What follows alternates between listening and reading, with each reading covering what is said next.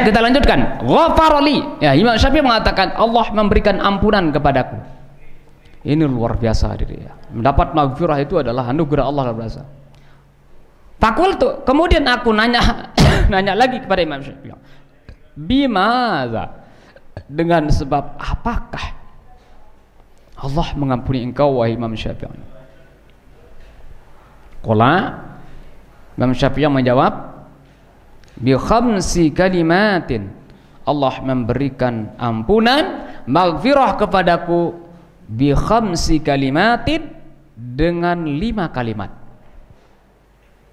Usalli bihinna ala Rasulullah SAW. 5 kalimat ini yang saya gunakan untuk bersolawat. Usalli bihinna artinya aku berselawat dengan yang 5 ini ala Rasulullah SAW, kepada Rasulullah SAW. Kalau kemarin 2 ya, sekarang 5 ini. Ya, masing-masing yang mimpi itu beda lagi ya selawatnya. Redaksinya juga kemarin beda redaksinya.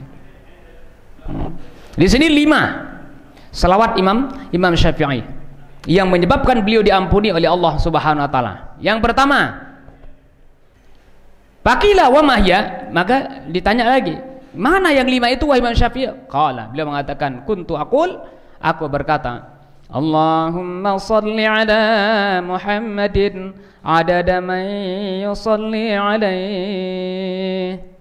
Allahumma, ya Allah, salli, ya-nya harus hilang.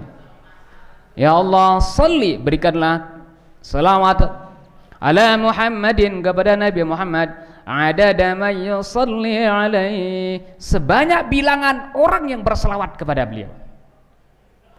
Selama orang itu hadiri solat, muslim dan solat, maka selama itulah orang itu berselawat. Kalau penduduk dunia ini sekarang misalnya 1 juta sekian, saya lupa 1,8 atau dulu 1,2 juta hadiri, sekarang udah naik jumlah umat Islam sedunia, kalau tidak salah 1,8 juta ya. Sebanyak 1,8 juta yang berselawat kepada Rasulullah SAW, maka itulah jumlah selawat kita kepada Rasulullah SAW. Kenapa? Karena redaksinya Allahumma salli ala Muhammadin adada man yusalli alaihi. Allah, berikanlah kesejahteraan selawat kepada Rasulullah SAW. Bilangannya bagaimana? Jumlahnya bagaimana? Adada artinya sebanyak bilangan mayyusalli alaih, orang yang berselawat kepada beliau. Wa salli ala Muhammadin bi'adadi man lam yusalli alaih. Ini nomor 2. Wa salli, ya Allah, berikanlah kesejahteraan selawat ala Muhammadin, kepada Nabi Muhammad, bi'adadi, dengan bilangan man lam yusalli alaihi, bilangan orang yang tidak berselawat. Mana lebih banyak yang berselawat dengan yang tidak selawat? Kayaknya lebih banyak yang berselawat ya. Ya Allah, berikanlah selawat kepada Nabi Muhammad SAW sebanyak orang yang mengucapkan selawat, dan berikan selawat juga sebanyak orang yang tidak membaca selawat. Itu yang kedua. Wa salli ala Muhammadin kama amarta an yusalla alaihi. Itu yang ketiga. Wa salli, ya Allah, berikanlah kesejahteraan ala Muhammadin, kepada Nabi Muhammad, kama amarta, sebagaimana engkau perintahkan, ayyusalla alaihi, untuk dibacakan selawat kepada beliau. Selawat itu perintah daripada Allah. Dalam mazhabnya NU maupun NW, biasa sebelum azan itu baca innallaha wa malaikatahu yusalluna 'alan nabi ya ayyuhalladzina amanu sallu 'alaihi wa sallimu taslima. Sallu, berselawatlah kalian. Berarti itu perintah. Makanya kama amarta ayyusalla 'alaihi. Ya Allah, berikanlah kesejahteraan selawat kepada Rasulullah sebagaimana engkau perintahkan untuk dibacakan selawat kepada beliau. Wa salli ala Muhammadin kama tuhibbus salata alaihi. wa shalli ala Muhammad. Ya Allah, berikanlah kesejahteraan kepada Nabi Muhammad kama tuhibbus salata alaihi, sebagaimana engkau senang berselawat kepada Rasulullah sallallahu alaihi wasallam. Nah, Rasulullah itu senang itu berselawat dan senang kepada orang-orang yang mengucapkan selawat kepada Rasulullah sallallahu alaihi wasallam. Dulu pertemuan sebelumnya sudah saya sampaikan ya. Selawat ini luar biasa dibandingkan dengan yang lain.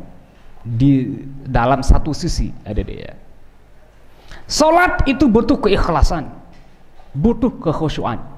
Sedekah butuh keikhlasan. Keikhlasan maksudnya hanya semata-mata karena Allah Subhanahu wa taala, tidak karena yang lain. Baca Al-Qur'an itu butuh namanya juga keikhlasan, butuh pengamalan.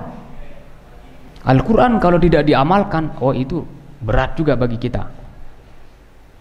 Puasa itu butuh keikhlasan, kemudian butuh perjuangan juga puasa.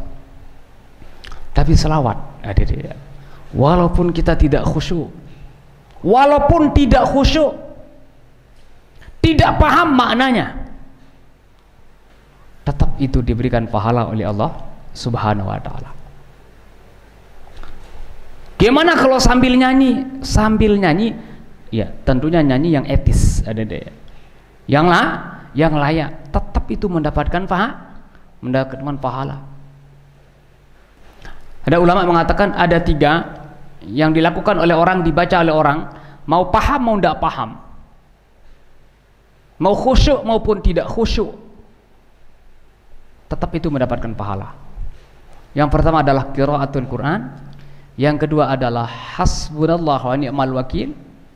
Kalau redaksi hadisnya hasbiyallah wa ni'mal wakil. Kemudian yang ketiga adalah membaca selawat.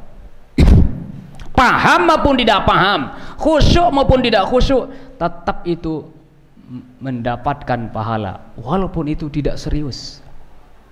Coba kalau ada sholat tidak serius, batal langsung itu. Ada niat tala'ub, bercanda dikit aja, main-main dalam sholat langsung batal itu. Ada niatnya tala'ub, ada niatnya main, ada niatnya canda.